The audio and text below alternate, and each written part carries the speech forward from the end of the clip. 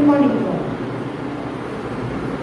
તો આજે આપણે નવો જે ભણવાના છીએ એમાં એક તો આપણે પહેલાં થોડીક સમજણ માય કોલ નહીં કરો, જેને પૂછવું હોય ને પછી મને પર્સનલી પૂછ્યું હશે.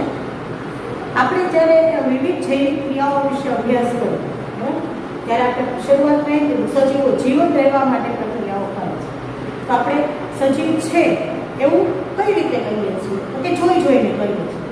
દાખલા તરીકે એ શ્વસન કરે છે, એને કદમાં વૃદ્ધિ થાય છે, તો આપણે બે સજીવ છે, હલનચલન કરે છે. દેખીતી રીતે એની બધી જૈવિક ક્રિયાઓ છે એ દ્રશ્યમાન હોય પણ ખરી અને ન પણ હોય.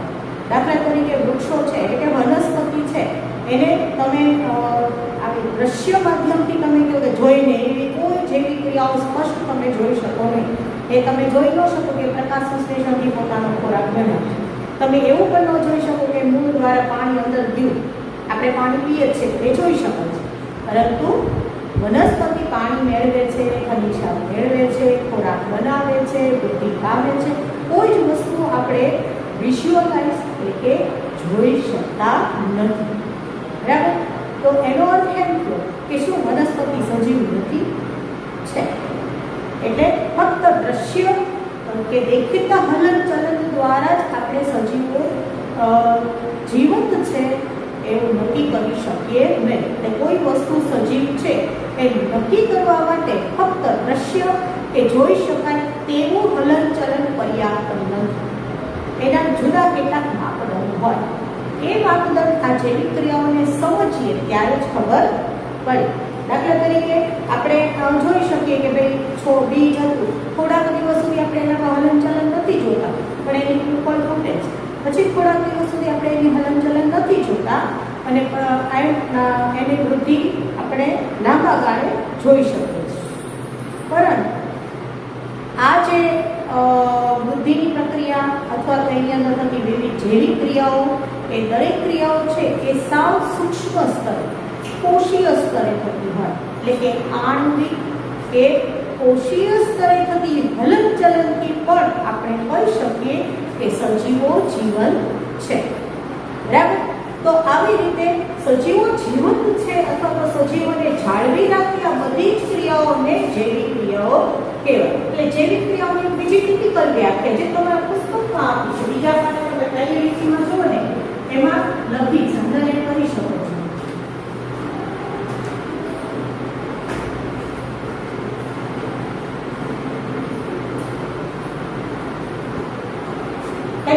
આપણે સામાન્ય સમજૂતી છે એ લખો તો એ ચાલે. પણ આ વ્યાખ્યા આપણે એની પછી દરેક તબક્કાઓ શા માટે જરૂરી છે, જૈવિક ક્રિયાઓ શા માટે જરૂરી છે અને સમજવા માટે આ વ્યાખ્યા સમજવી જરૂરી છે કે એવી બધી જ ક્રિયાઓ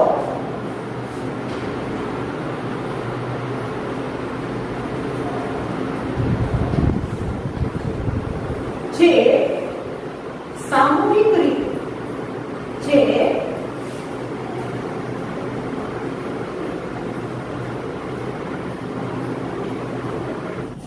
એવી બધી જ ક્રિયાઓ જે સામૂહિક રીતે સજીવને જાળવી રાખે છે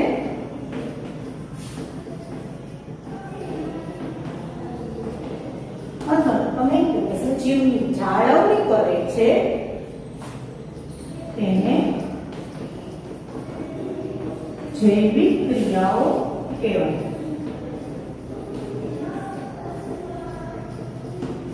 તો આ બધી જે જૈવિક ક્રિયાઓ છે એમાં મુખ્ય શું જરૂરી હોય તો કે ઈજા થઈ હોય અથવા ઘસારો થયો હોય,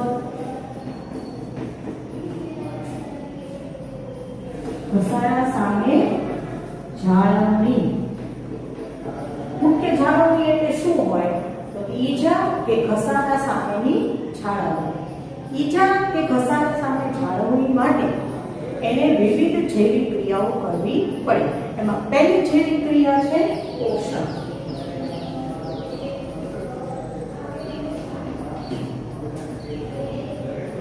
શું તો કે સજીવને ઈજા કે ઘસારા સામે ઊર્જા અને કાર્બનિક સ્ત્રોતોની જરૂરિયાત છે. તેને શરીરની અંદર દાખલ થવાની ક્રિયાને પોષણ કહેવાય. હવે શરીરની અંદર કેવી રીતે દાખલ થાય છે તો કે એ ખોરાક મેળવે છે, એનું પાચન કરે છે, એનું વિવિધ કોષો સુધી વહન કરે છે અને પછી કોષો એમાંથી જરૂરી પોષક તત્વો ગ્રહણ કરે છે અને એના આધારે એ શરીરને ઈજા અને ઘસારા સામે રક્ષણ આપે છે. બરાબર. તો આખી સમગ્ર પ્રક્રિયામાં સૌથી મહત્વની પ્રક્રિયા એ પોષણ છે. બરાબર. પોષણ મેળવવા માટે થઈને જ સજીવો છે એની અંદર પાચનની ક્રિયા થાય છે અથવા તો વનસ્પતિ જેવા સજીવો છે પોષણ મેળવવા માટે પ્રકાશ સંશ્લેષણની પ્રક્રિયા કરે છે. બરાબર. પોષણ મેળવવા માટે સજીવોમાં જુદી જુદી પોષણ પદ્ધતિઓ હોય છે, પરંતુ એ પોષણ મેળવવા માટે એને જે ઊર્જાની જરૂર છે ઊર્જા મેળવવા માટે એ શ્વસનની પ્રક્રિયા કરે છે. એ ઊર્જાને છૂટી પાડવા માટે એને ઓક્સિજનની જરૂર પડે છે. એ શ્વસન પ્રક્રિયા થઈ. એ કોષો સુધી એ પોષક દ્રવ્યોને કે ઓક્સિજનને પહોંચાડવાની પ્રક્રિયા છે. તો એ વહન પરિવહન છે. આમ મુખ્ય પ્રક્રિયાની અંદર આ બધી જુદી જુદી પ્રક્રિયાઓ છે એ સામેલ છે, જોડાયેલી છે. બરાબર. એટલે તમારે પહેલો સવાલ 2 માર્કનો છે આ વસ્તુ નોંધવાની જરૂર નથી. આ તો તમારા પુસ્તકમાં જે પાઠનો બીજો પાઠ છે ને એમાં બીજી લાઈનમાં વ્યાખ્યા આપી છે સમજૂતીનો, એ અંડરલાઈન કરવાનું. બરાબર. બીજી સમજૂતી એ છે કે ફક્ત દ્રશ્ય હલનચલન દ્વારા જ આપણે એવું નક્કી ન કરી શકીએ કે સજીવો જીવંત છે. સમજાવો. તો એમાં કહી શકીએ કે વનસ્પતિનું હલનચલન વૃદ્ધિ દ્રશ્યમાન નથી, છતાં એ સજીવ છે. એટલે આમ આણ્વિક હલનચલન દ્વારા આપણે નક્કી કરી શકીએ કે કોઈ સજીવ જીવંત છે કે નહીં. બરાબર. હવે સજીવોને પોષણની જરૂર છે તો એની માટે આપણે પહેલા એનું સમજીએ કે પોષણ શું છે. તો કે સજીવોને ઈજા કે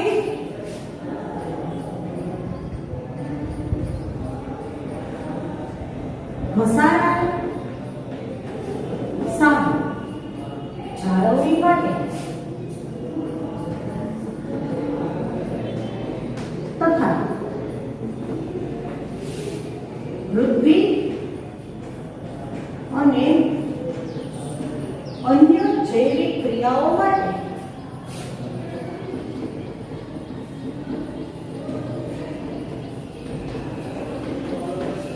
ઊર્જા અને કેટલાક જટિલ કાર્બનિક અણુઓની જરૂર હોય છે. ઊર્જા તો તમને ખબર પડે, પણ આ જટિલ કાર્બનિક અણુઓ એટલે કયો એ પણ તમે ભણીને આવ્યા છો. પોષક તત્વો કાર્બોદિત, પ્રોટીન, ચરબી, વિટામિન, ખનિજ ક્ષારો આ બધા પોષક તત્વો છે. એ પોષક તત્વોની શરીરની જાળવણી માટે એને જરૂર પડે છે. નવા કોષના નિર્માણ માટે એની જરૂર પડે છે.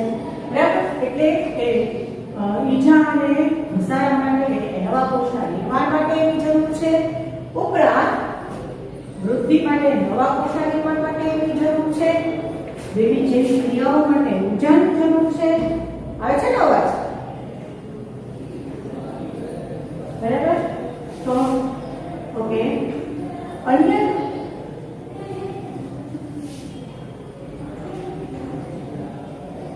તો આવી અન્ય જૈવિક ક્રિયાઓ માટે ઊર્જા તથા જટિલ કાર્બનિક અણુઓની જરૂર છે.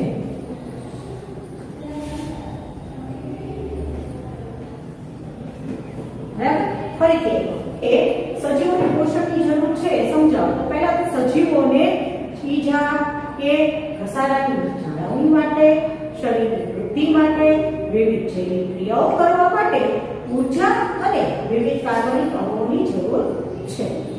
આ કાર્બનિક અણુઓને ઊર્જા ખોરાક સ્વરૂપે દાખલ કરવામાં આવે છે.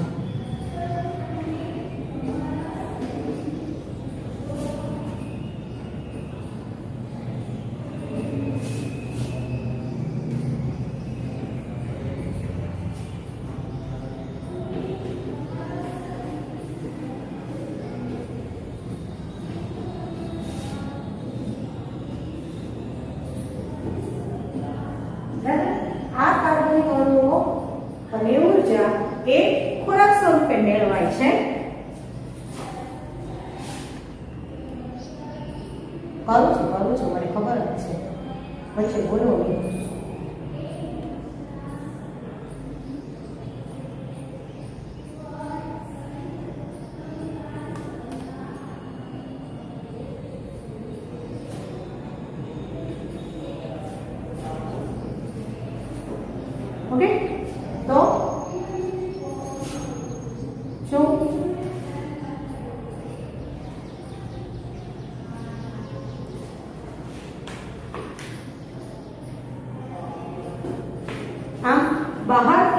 આ કાર્બનિક અણુઓની ઊર્જા શરીરમાં કયા સ્વરૂપે સ્થાનાંતરિત થાય છે? એક માર્કના સવાલ કહું છું.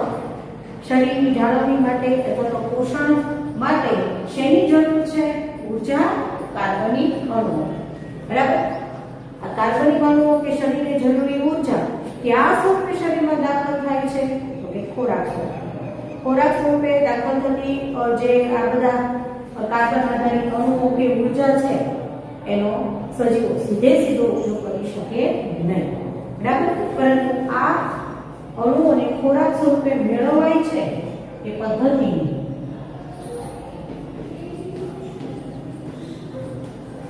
પોષણ પદ્ધતિ કહેવાય.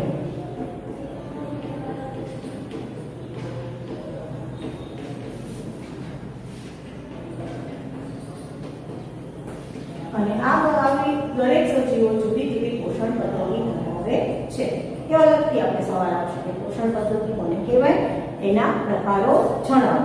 તો ટૂંકમાં આ માટે પોષણની જરૂર છે. બરાબર. આ ખાસ આ બે ક્રિયાઓ માટે પોષણની જરૂર છે.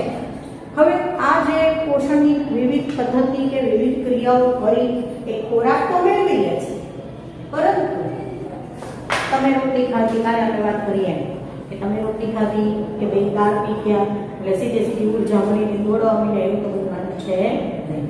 એટલે કે ટૂંકમાં શરીરમાં આપણે જે વિવિધ પ્રકારના પોષક દ્રવ્યો દાખલ કર્યા હોય એટલે ખોરાક લીધો હોય એ ખોરાકમાંથી ઉર્જાને મુક્ત કરવી પડે. એ મુક્ત કરવા માટે આપણા શરીરમાં જે જેવી ક્રિયાઓ થાય છે એ છે શ્વસન. શ્વસનની વ્યાખ્યા કાલે ભણ્યા એમાં જો કે શોષિત ખોરાકમાંથી ઉર્જા મુક્ત થવાની ક્રિયાને શ્વસન કહે છે. આ ઉર્જાના બાહ્ય સ્ત્રોતો અનેક પ્રકારના છે. તમે રોટલીમાંથી કે તૈલી પદાર્થોમાંથી એટલે કે ચરબીમાંથી, કાર્બોદિતમાંથી, પ્રોટીન વાળા પદાર્થોમાંથી ઉર્જા મેળવી શકો છો. પણ આ બાહ્ય વિવિધ સ્ત્રોતો છે એ સીધા આપણને ઉર્જા આપતા નથી. એની અંદરથી આપણે એનું વિઘટન કરીને એની ઉપર વિવિધ રાસાયણિક પ્રક્રિયાઓ કરીને ઉર્જાને મુક્ત કરવી પડે છે. અને આવી વિવિધ પ્રવૃત્તિઓ દરમિયાન વિવિધ અણુઓની વચ્ચે રાસાયણિક પ્રક્રિયાઓ થતી હોય, વિવિધ આણ્વિક ગતિ થતી હોય અને આવી વિવિધ આણ્વિક ગતિ અને રાસાયણિક પ્રક્રિયાઓ માટે ઓક્સિજનની જરૂર પડતી હોય, એના વિઘટન માટે ઓક્સિજનની જરૂર પડતી હોય અથવા તો એ રાસાયણિક પ્રક્રિયાઓ ઓક્સિડેશન કે રિડક્શન સ્વરૂપની હોય તો એ દરેક માટે જરૂરી ઓક્સિજન કે અન્ય વાયુઓ કોષો સુધી પહોંચાડવાની પ્રક્રિયાને પણ શ્વસન કહે છે. બરાબર. તો તમારો બીજો સવાલ છે કે શ્વસનની જરૂર શા માટે છે? સજીવોને શ્વસનની જરૂર શા માટે છે?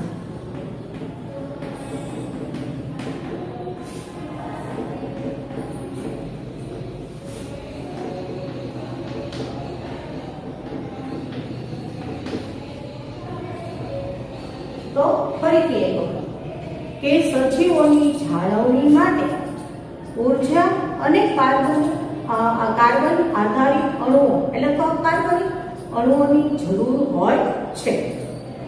આ કાર્બનિક અણુઓ અને ઉર્જા વિવિધ સ્ત્રોતો દ્વારા મેળવાય છે, પરંતુ આ સ્ત્રોતોમાંથી સીધી ઉર્જા પ્રાપ્ત થતી નથી.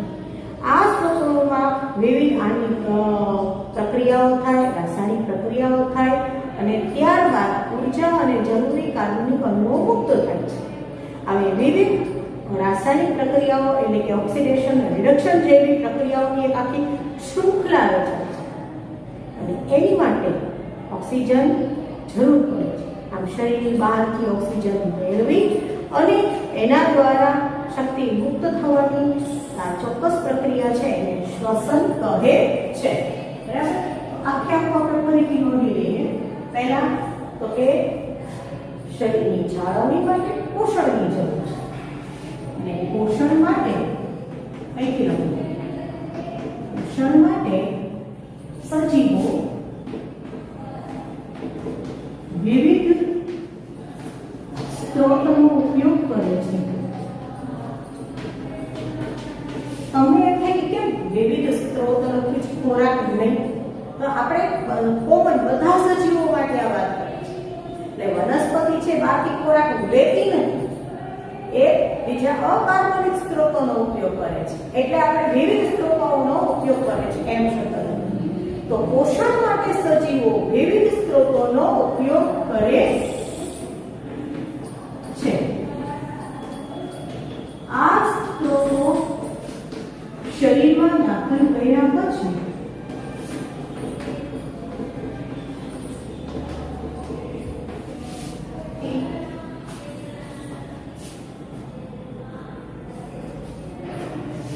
તેમાંથી ઊર્જા મેળવવા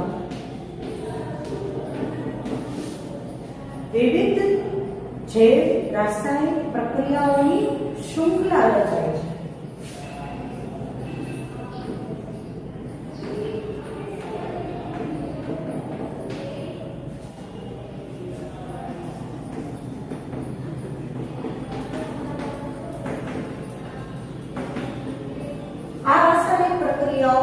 ઓક્સિડેશન રિડક્શન પ્રકારની હોય છે. પછી આને બોલું છું.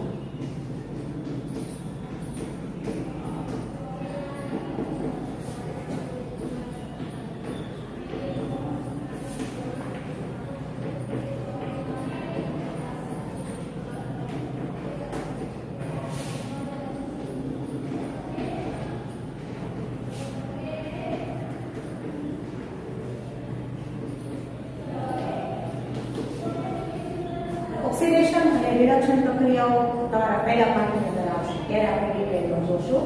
તો આ રાસાયણિક પ્રક્રિયાઓ ઓક્સિડેશન અને રિડક્શન પ્રકારની હોય છે, જેની માટે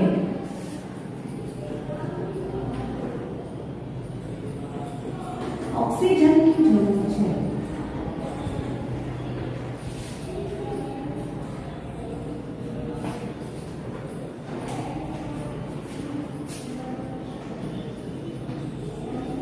રિડક્શન, તેથી શ્વસન આવશ્યક છે.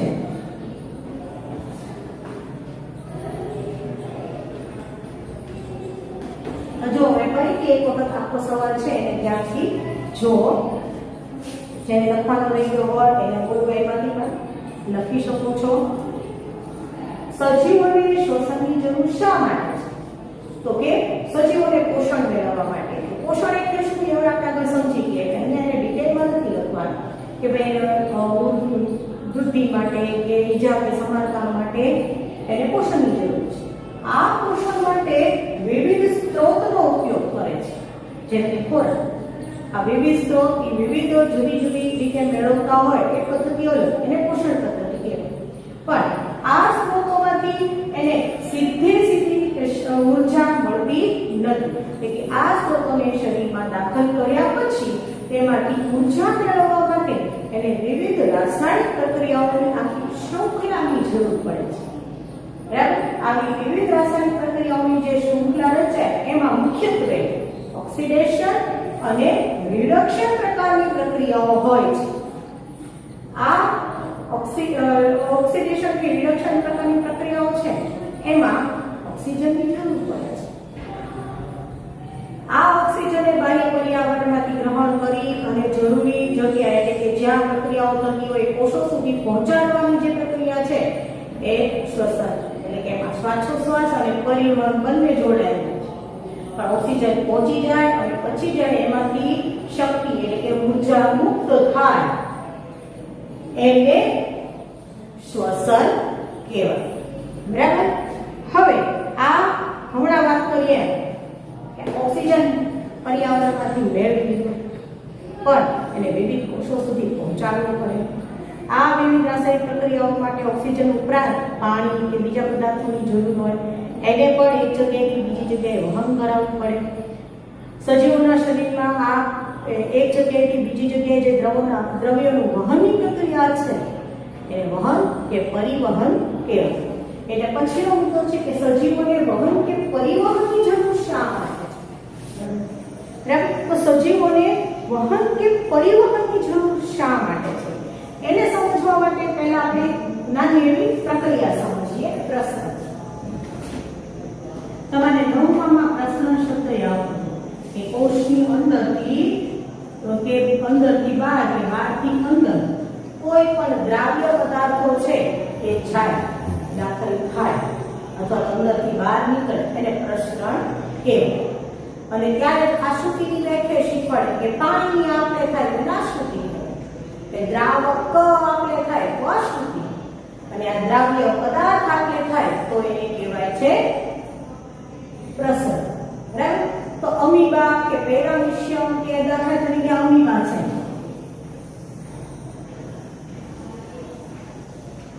બરાબર? હવે અમીબાને ખોરાકની જરૂર છે, આનથી અંદર વહે છે સીધે સીધે. એને ઓક્સિજનની જરૂર છે, તો આ બહારની કોષ દિવાલ છે એની અંદરથી ઓક્સિજન પ્રસરીને અંદર વહ્યો છે. અંદર ઓક્સિજન ઘટી ગયા છે, બહાર ઓક્સિજનના અણુ વધુ છે, તો બહારથી અણુ આપોઆપ અંદર વહ્યા જશે. એને કોષરસ પટલ છે એ પસંદગીમાન પ્રવેશી પટલ તરીકે તરત ને તરત એને ઓક્સિજનને અંદર આવવા દેશે. આવી આંગિક ગતિ દ્વારા ઓક્સિજન અંદર આવે, બહાર જાય, એ પ્રક્રિયાઓ શરૂ રહે. બરાબર?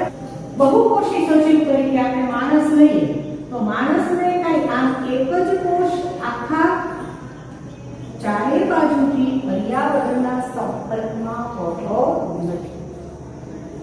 એટલે વહન અને પરિવહનની જરૂર શું કામ છે એ ખાસ અહીંયા સમજવાનું છે. એક કોષી સજીવો હોય એને આપણી વહન કે પરિવહન જેવી જૈવિક ક્રિયાઓ હોતી નથી. એના કોષો છે એ આ પ્રસરણ દ્વારા પોતાને જરૂરી પોષક દ્રવ્યો મેળવી લે છે, ઉત્સર્જનીઓ બહાર કાઢી નાખે છે. પરંતુ જટિલ શરીર રચના ધરાવતા બહુકોષી સજીવોમાં જ વહન અને પરિવહનની આવશ્યકતા હોય છે. એટલે અહીંયા બે કારણ છે. તો પહેલા જટિલ કે બહુકોષી સજીવોને અહીંયા ખાસ લખવાની જરૂર પડે છે. તો પૂછે તત્ને કોમન સજીવોને વહન પરિવહન એમ પણ પૂછે કે જટિલ સજીવો અથવા તો બહુકોષી સજીવોને વહન પરિવહનની જરૂર શા માટે છે? બરાબર? એવું પણ પૂછે. પણ અહીંયા આપણે મુદ્દો લખવો છે ને એક કોષી સજીવ વાળો, એટલે મેં કોમન સવાલ આપ્યો. તમને જટિલ વાળો કે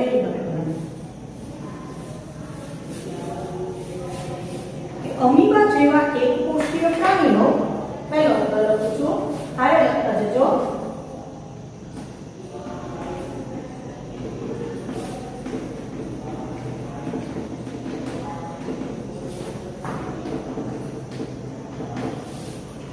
પર્યાવરણના સીધા સંપર્કમાં હોય છે.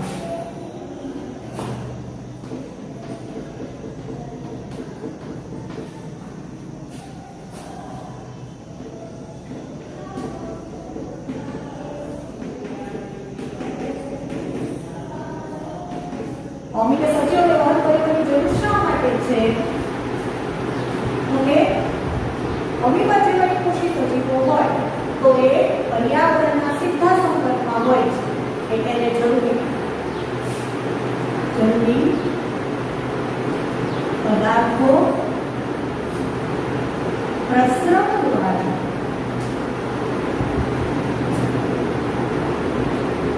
સીધા મેળવી શકે છે.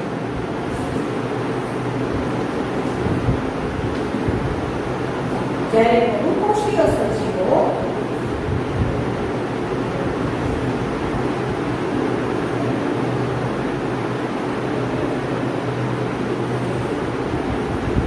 જટિલ દેહ રચના ધરાવે છે. તેના બધા જ કોષો છે એ પર્યાવરણના સીધા સંપર્કમાં હોતા નથી. અને એટલે જે પર્યાવરણના સીધા સંપર્કમાં નથી તે કોષો સુધી પણ ઓક્સિજન, પોષક દ્રવ્યો પહોંચાડવા તથા ત્યાંથી ઉત્સર્ગ દ્રવ્યોને વહન કરી અને નિકાલ કરતા અંગો સુધી લઈ જવા વહન અને પરિવહનની જરૂર છે. અને તો આપણે બીજા મુદ્દામાં બહુકોષી સજીવોના શરીર જટિલ હોય છે. બધા કોષો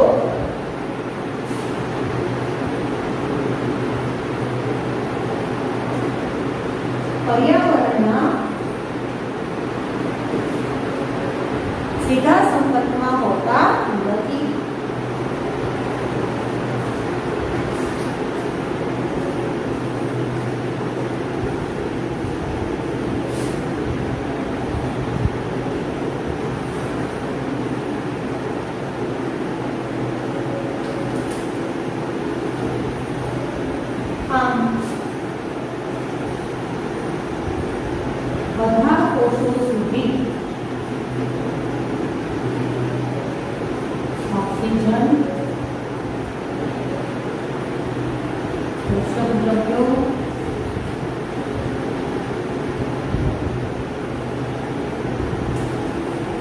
પહોંચાડવા તથા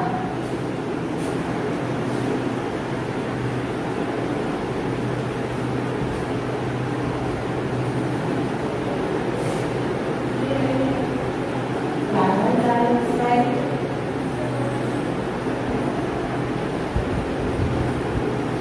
ઉત્સર્ગ દ્રવ્યો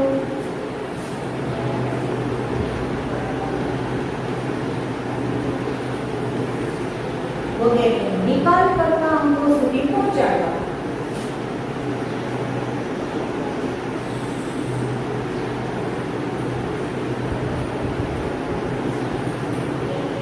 સેકન્ડ દેખાશે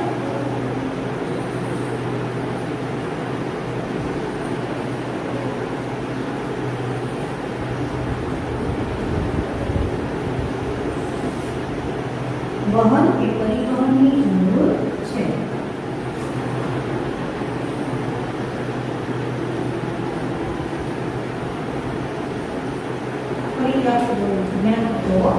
કે અવિભાજ્ય કોષી સજીવો હોય તો એ સ્વતંત્ર શરીર એનો આખો કોષ પર્યાવરણના સીધા સંપર્કમાં હોય છે, એટલે તે જરૂરી પદાર્થો પ્રસરણ દ્વારા મેળવી શકે છે. પરંતુ બહુકોષી સજીવો કે જેનું શરીર જટિલ હોય છે તેઓના પદાર્થ કોષો પર્યાવરણના સીધા સંપર્કમાં હોતા નથી. આમ બધા કોષો સુધી ઓક્સિજન કે પોષક દ્રવ્યોને પહોંચાડવા માટે તથા કાર્બન ડાયોક્સાઇડ ઉત્સર્ગ દ્રવ્યો વગેરેને નિકાલ કરતા અંગો સુધી પહોંચાડવા માટે વહન કે પરિવહનની જરૂર છે. બરાબર. આમ સજીવોને વહન કે પરિવહનની જરૂર શા માટે છે એ પણ બે માર્કનો સવાલ છે. પાના નંબર 94 એમાં તમે પહેલો ફકરો છે પોષણની જરૂર શા માટે છે એની સમજૂતી આપો, એમાંથી મેં બે કોઈ તારીખને તમને લખાવ્યા. પછી ત્યાર બીજો ફકરો છે શ્વસનની જરૂર શા માટે છે એ ત્યાં સમજાવે છે. એ ડિટેલમાં લખેલું હોય પણ એમાંથી જરૂરી મુદ્દા મેં તારીખને તમને બોર્ડ પર લખાવેલા. એ જ રીતે ત્રીજો ફકરો એમ સમજાય છે કે વહન કે પરિવહનની જરૂર શા માટે છે અને એને સમજાવવા માટે આ આપણે એટલા મુદ્દા લખ્યા છે. પણ આ ત્રણેય મુદ્દા તમે પણ વાંચો એ જરૂરી છે.